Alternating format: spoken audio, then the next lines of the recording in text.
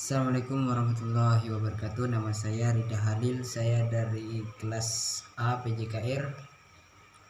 Saya di sini akan menjelaskan tentang perkembangan dan kesiapan berolahraga. Yaitu yang pertama pengertian perkembangan. Yang kedua pengertian pertumbuhan.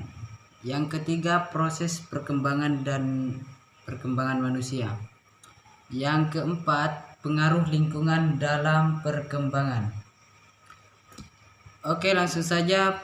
Yang pertama yaitu perkembangan. Perkembangan berarti perubahan individu baik secara struktur atau fungsi organ melalui kematangan dan proses belajar yang menjadi sepanjang hayat hingga meninggal dunia. Dalam perkembangan yang terbatas pada semakin sempurna, tetapi juga perubahan yang berubah secara terus-menerus. Melalui suatu tahap yang sederhana, yang lebih tinggi dan maju sulit dikendalikan dengan alat ukur. Yang kedua, yaitu pertumbuhan. Pertumbuhan berarti perubahan atau kenaikan dalam ukuran keseluruhan fisik seperti tulang, tinggi badan,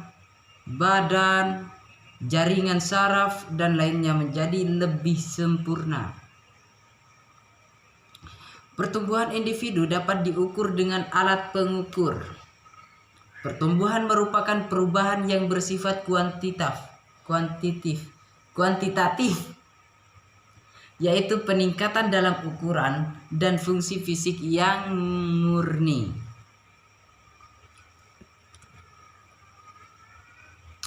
Sehingga dapat diartikan bahwa pertumbuhan juga berada pada tahapan-tahapan, tetapi tidak semua perkembangan bisa dikatakan pertumbuhan. Karena perkembangan terbatas pada profesi evolusi, di mana individu mengalami penurunan dan perusakan ketika sudah berada pada puncaknya hingga menuju kematian. Sedangkan pertumbuhan proses evolusi yang terus menuju kesempurnaan.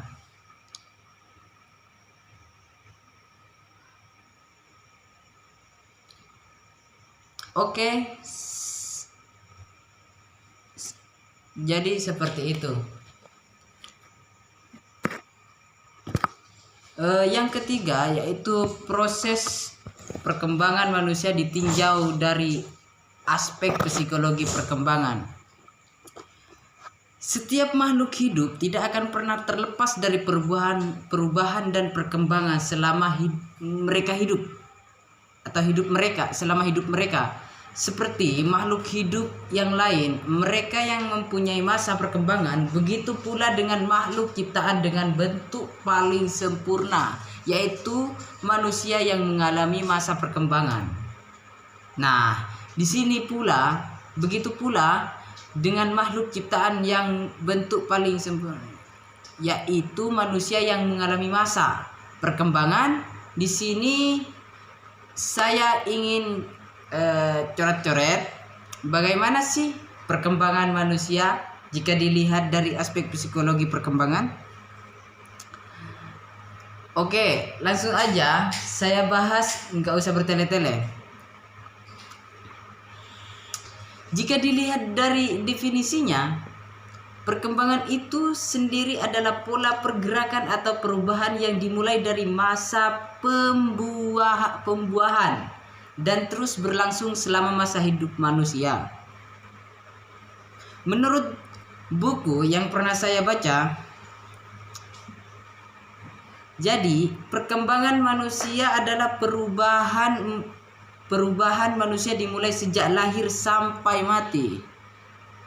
Saya sudah jelasin kepada teman-teman sekalian bahwa perkembangan manusia sekarang waktunya perkembangan manusia, dan sekarang waktunya saya jelasin bahwa ada beberapa fase perkembangan manusia, yaitu pertama fase awal perkembangan manusia dimulai dari prakelahiran. Prakelahiran adalah masa orang telur dalam ovarium sampai terbentuknya bayi.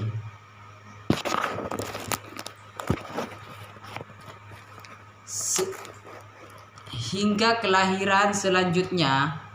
Fase kedua adalah masa bayi atau bisa disebut dengan masa bayi.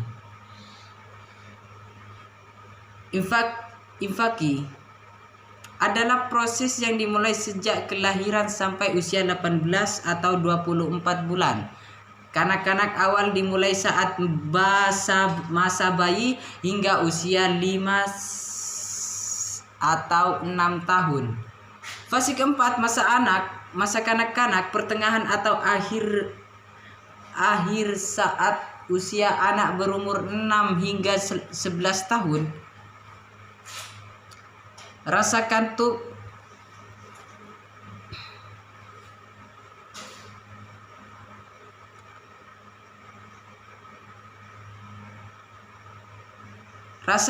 udah menyerang anak nih.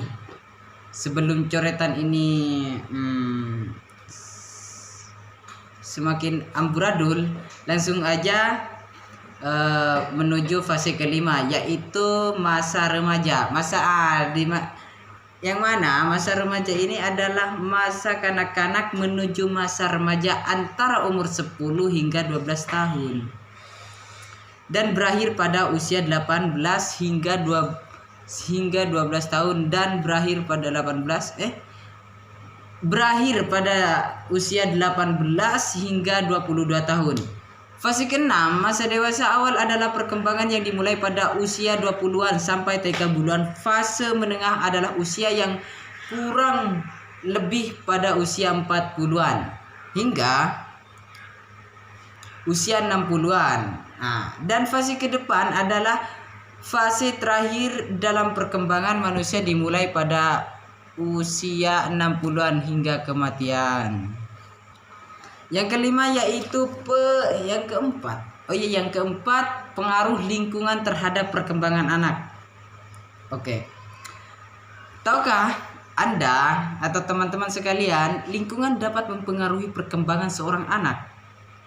Jika diamati lingkungan tempat tinggal seorang anak dapat menaikkan atau menurunkan nilai moral serta nilai budaya anak tersebut. Dulu banyak anak yang mampu menghafal lagu-lagu daerah dengan baik. Namun, apa yang terjadi saat ini? Mengapa menyanyikan lagu kebangsa saja mereka tak bisa? Nah, mirisnya mereka malah bisa menyanyikan lagu-lagu yang notabene-nya bukan untuk anak-anak. Mereka lebih suka menyanyikan lagu seperti Iwak Peye, K-pop, itu dibandingkan Indonesia Raya. Nah, dewasa ini otak anak-anak telah banyak teracuni oleh tontonan K-pop atau semacamnya lah. Tidak semestinya, tontonan tidak semestinya. Baik tontonan di media sosial maupun tontonan di dunia nyata, sehingga menimbulkan banyak kasus kejahatan yang melibatkan anak. Disinilah peran lingkungan dibutuhkan, baik lingkungan keluarga, sekolah maupun masyarakat. Setiap anak memiliki sifat kepribadian serta cara bersosialisasi yang beragam dalam masyarakat. Nah, cara bersosialisasi tersebut tergantung dengan siapa ia berteman dan berteman baik di sekolah maupun di masyarakat. Perilaku teman baik atau buruknya sedikit banyak akan berpengaruh ke dalam dirinya.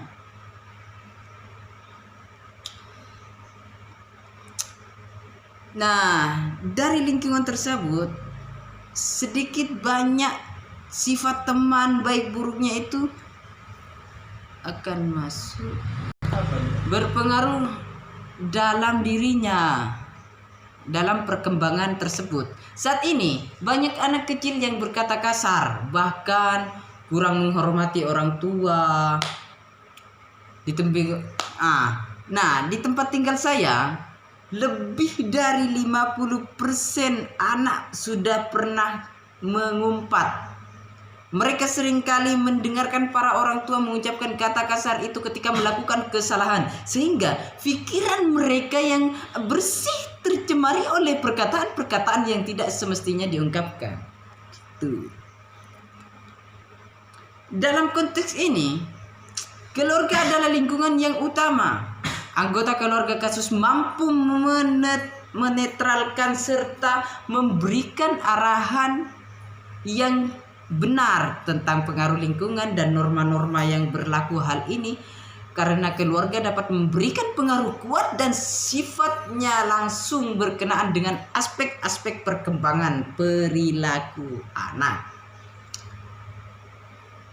Perkembangan moral anak sangat dipengaruhi oleh bagaimana lingkungan keluarganya. Oleh karena itu, ketika kejujuran, keikhlasan dan gotong royong kerap ditunjukkan oleh masing-masing anggota keluarga, maka dengan sendirinya anak tersebut akan melakukan hal yang sama. Sebaliknya, jika anggota keluarga menerapkan perilaku tidak baik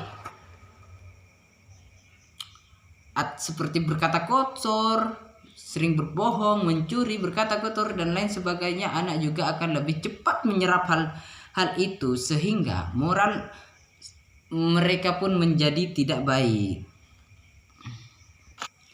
Nah, dari penjelasan di atas dapat saya simpulkan bahwa baik lingkungan masyarakat, sekolah maupun keluarga sangat berpengaruh dalam perkembangan seorang anak, terutama perkembangan psikisnya. Keluarga sebagai unsur terpenting harus berperan lebih ekstra dalam hal ini. Keluarga juga harus pintar dan efektif dan kreatif dalam memilih atau menilai memilah atau menilai pergaulan anak, sehingga anak Indonesia dapat berkembang menjadi generasi yang berbudi luhur. Sekian, terima kasih. Wassalamualaikum warahmatullahi wabarakatuh.